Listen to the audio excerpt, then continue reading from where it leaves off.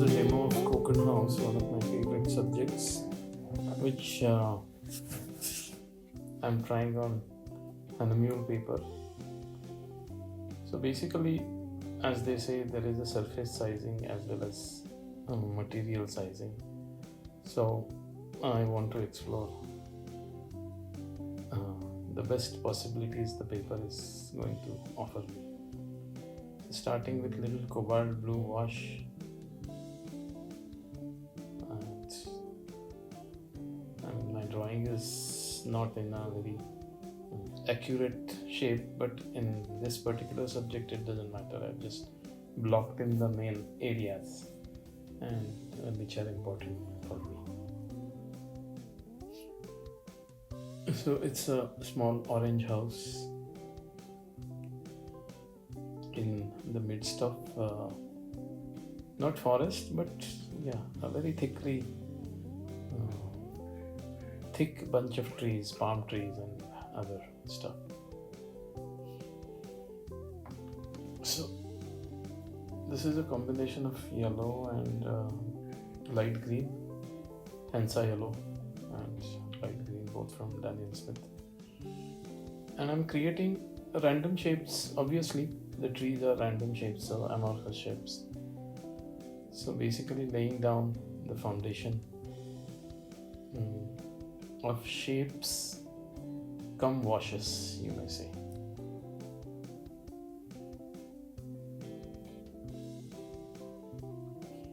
So a little touch of tallow will give a little deeper green.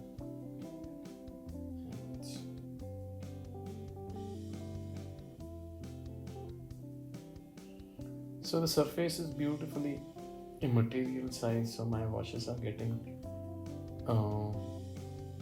I'm having a blend of flow yet absorption, which is the happiness for a watercolor artist.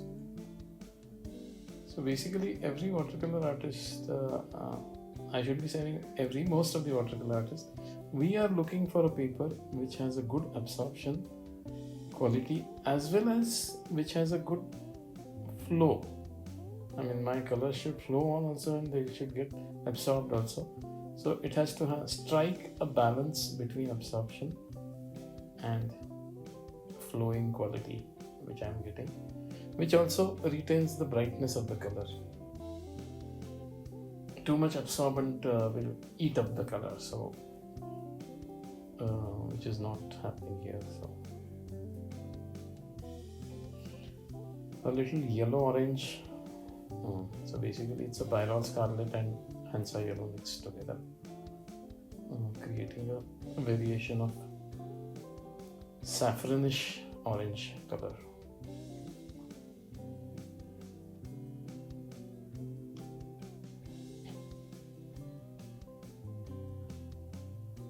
And to make this kind of a darker green, I would add a little burnt sienna and little red to the green, and I'll get all these hues which I like.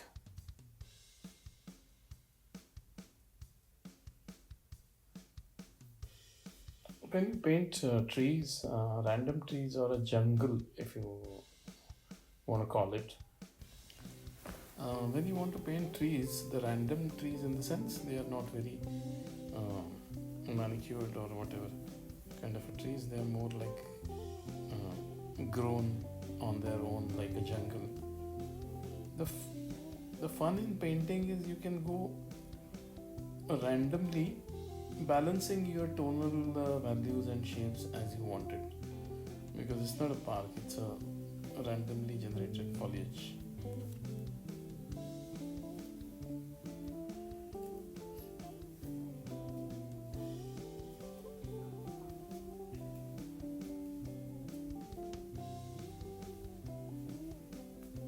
Now I'm using little opaque color just to create these palm trees. Palm tree barks or stems or whatever you call it. So the opaque color which I like to use is mostly this bleed proof white. Right now I'm using PH Martin bleed proof white. Added little pyrrole scarlet touch of blue for the roof, which is basically a terracotta roof, but a little more burnt than the normal terracotta, so, and little withered, so a bit of crimson or a bluish touch is given. And a touch of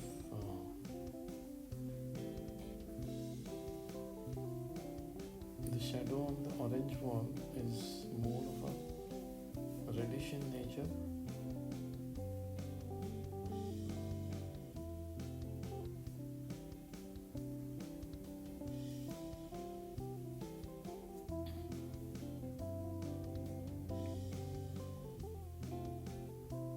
So if you notice, the shadow is actually more saturated color than the wall in the sunshine, but obviously I'll reduce it, I will desaturate it a bit. I mean, I plan to do that in a later stage, so maybe I'll add just a little touch of bluish violet,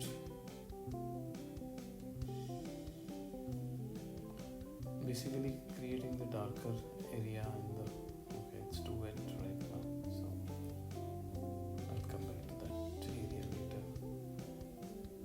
And this is the dark shadow of a weather shade on the window in the foreground,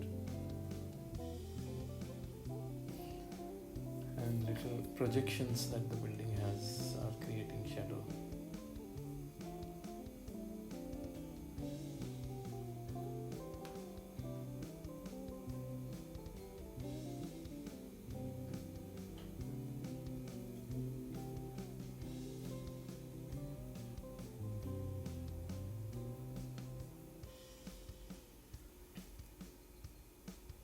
Now I'm starting with the extreme dark tone. See, in most of the usual cases, we go from light to dark in a very gradual fashion. Like you put light washes, then you glaze the middle tone, and then you end with the dark tones. But here I want to balance the darkest tone. So the middle tone, as I would like to say, like that shadow of the ground. Shadow of the roof on the house, that's a middle tone. But in the trees I'm going a little reverse way, like after the light I've gone to the darkest dark, and then I will add a little bit of middle tone to round it off. Let's see how it goes. But at this stage I'm at the darkest dark, and particularly this right now I'm in deep green, but otherwise this phthalo and crimson gives me a very dark, and now this is the middle tone of a very bright green which I want to add in the trees. So after dark established my shapes, I have a little bit more what you can say is a clue where to put the middle tones. I'm looking at the reference photo which is kept there above my painting, but I'm not following it I'm just taking a little reference, but I'm creating my own shapes and almost like creating a painting which will develop on its own. Okay.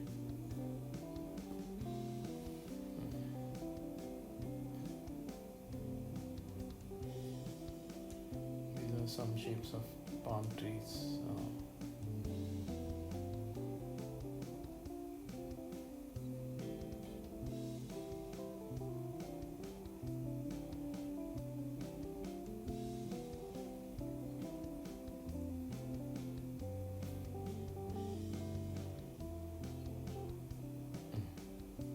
Burnt sienna also I did to warm it up in the darker tone. See, even my darkest darks are always having a transition between warm and cool. That is a very dark green or a brownish green or a bluish green. I mean, it will transit between warm levels.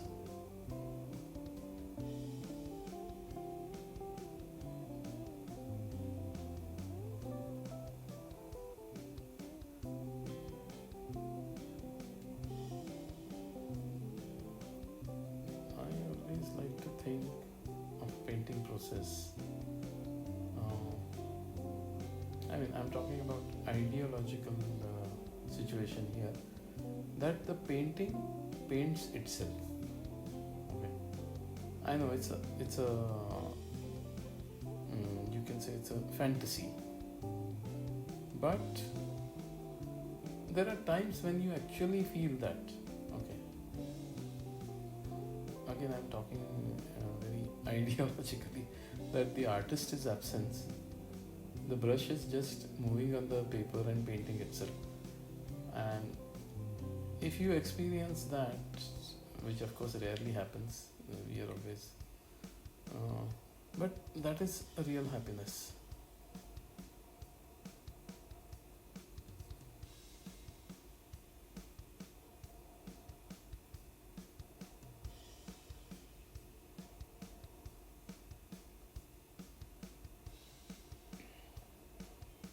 So the painting pursuit continues. Why does it continue? Why do I paint every day? Because I'm not satisfied fundamentally. The next day I want to paint something different, or I want to be more satisfied, I would say, or let's not go there. But yeah, the horizon is never seen. There is always new possibility which I want to explore, and new level of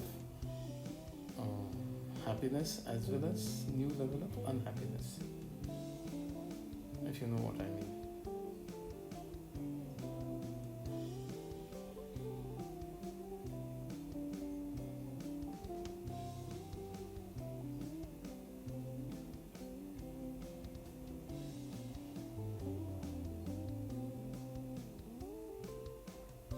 So if you're a student and you're watching this, I hope you are trying to see the process. More importantly is how I'm trying to balance every shape and tone. Okay, so you can call it like a balancing act. So whatever, if I do something on the left, I will do something on the right. If I do something on the top portion of the painting, I would try to balance it in the bottom. So basically, you can call it like a balancing act.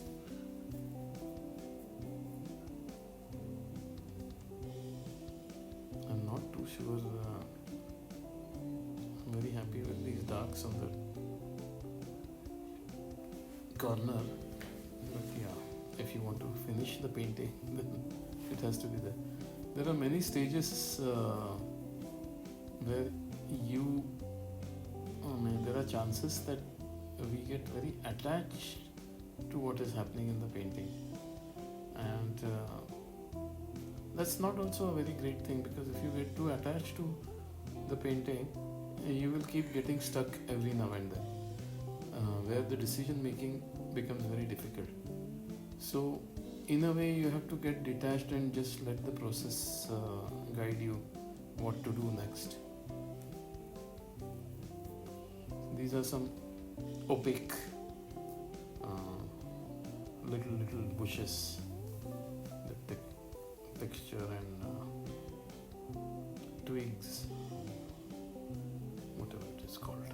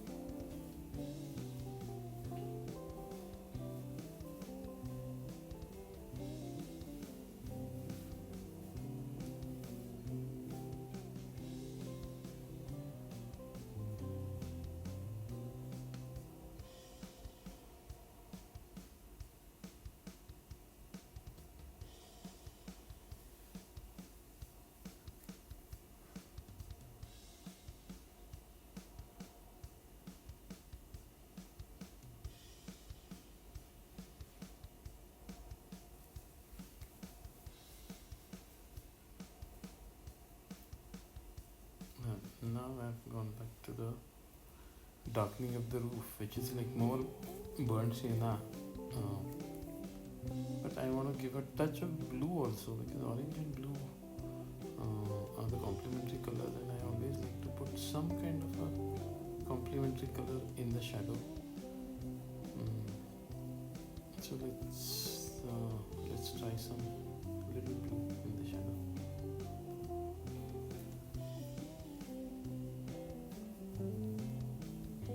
Let me finish with this brownish touch first.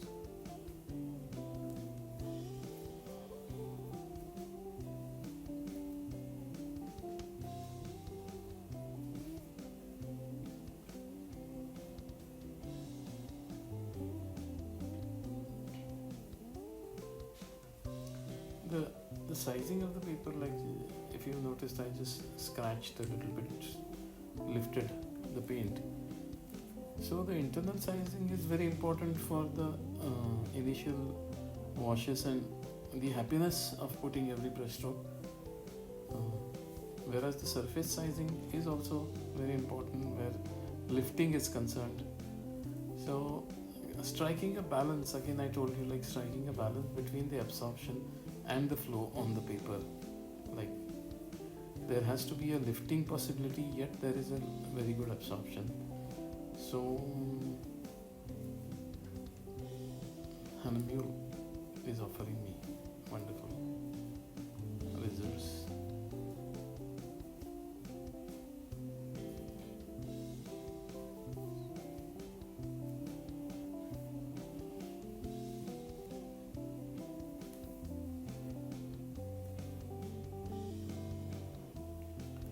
Painting always starts becoming a little more difficult, I would say, as you are approaching the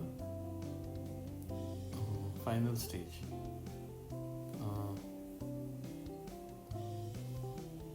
Because there always has been a debate, I would say, in my mind, which is how would I put it? A simplicity against complexness. Okay. Sometimes the details will contribute in a very beautiful way in a painting, but sometimes details will just damage the painting. So simplicity does not mean like avoiding details. I'm not getting into that subject right now, but basically it's a striking a balance between the details and the simplicity. So details and no details, right?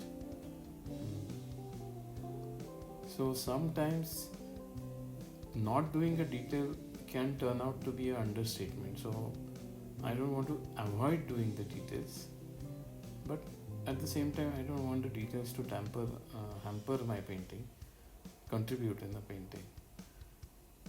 So that's why I'm saying at this stage it becomes very difficult what to paint and what not to paint. And yeah.